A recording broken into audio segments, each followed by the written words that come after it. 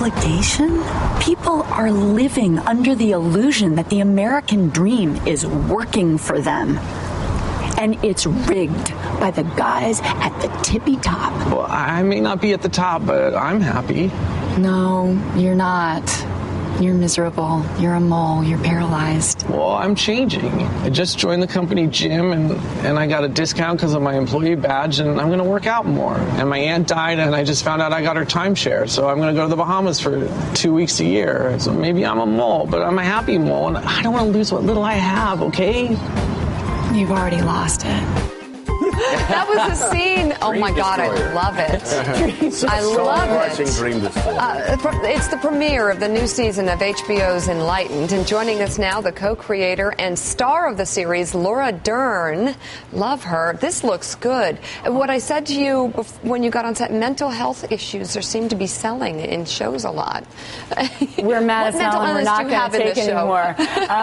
Network told us that line long ago, and I think it's more true than ever. And perhaps characters that are so deeply flawed that they're willing to risk all means that they'll actually use their voice in the world, and that's sort of the theme of our show. And I think why people are intrigued by it. Perhaps those characters get to say things that some of us are too afraid to say. We're thinking them, though. Exactly. We're all thinking them. And so give people who haven't seen the show yet the backstory. Of course, it's wildly successful. The critics love it.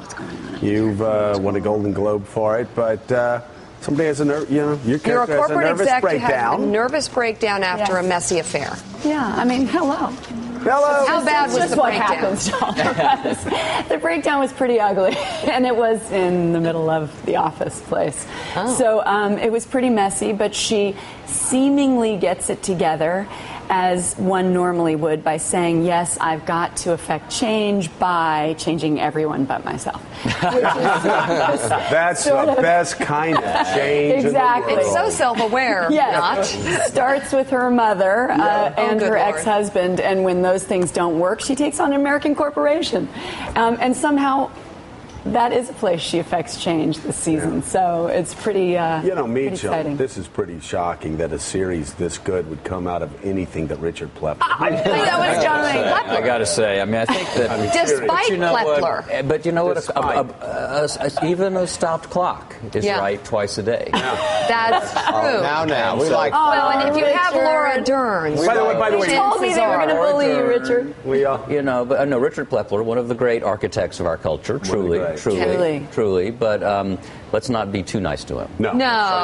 But he wears nice clothes. Very nice. He does. Very put together. He's very put together. And I've got to say, he's well groomed. As John Lennon would sing, "There you stand with your L.A. tan and your New York." He's not an L.A. tan. That is about Richard Plepler. He is the most L.A. man in New York I've ever met. I love him for it. That's true. He is also he possesses an haute dorkdom that makes us look cool. I mean, he Haute? Really? H-A-U-T-E? Yes. Let me say about Richard Plepler, if I had to look to someone to say, I want to play this complicated, flawed, crazy person who in the world tries to use her voice and becomes a whistleblower, he's the most fearless man truly in show business. Yeah. Politically subversive, ready for you to tell any story, because I had done Recount at HBO, and I was so impressed at his willingness to really look at both sides and look at the entire story and where the system failed us and what we needed to do differently in our voting system. And he is a brave man at the helm. I'm just so impressed by how he runs that company. I think she's being too generous. You grew up.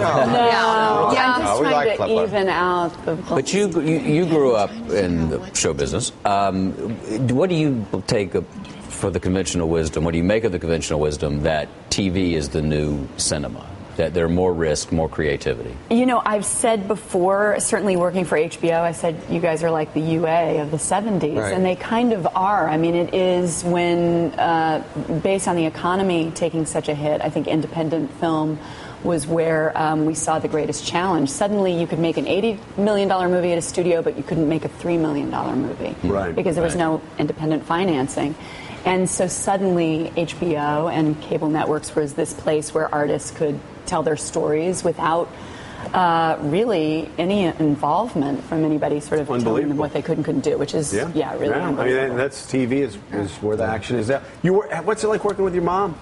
It's awesome. We had worked together when I was in my early 20s. You had to say that, didn't you? I'm no worried. choice. You're Laura Dern. I don't see you as a suck up. No? Richard Buckler? No, you're going to tell the truth. Oh, I'm going to tell the truth. So what's it like working with your mom? Actually, I said to her, and this is true, I said, Mom, it's so crazy. Like, in my 20s, we worked together, and every word you said triggered me. Now I'm 40, and we work together, and every 8th word you say triggers me. Exactly. Progress. So there has been incremental growth, and we have a blast. Actually, I think we all end up loving our moms much more as we get older. And when we become moms. Yes. Oh, my God. That'll do it. This is outrageous. Yeah, I found out really quickly we got to go, but I found out we have something in common. Meridian, Mississippi. We do. We're Mississippi kids. You lived in Meridian, huh? Yeah. Oh my God, I love Mississippi. Yeah, it's the best. Same here. Same here. All right. Season 2 of Enlightened debuts on Sunday night on HBO at 9:30. Laura Dern, thank you so much. Thank you, Laura. Great to have you on the show.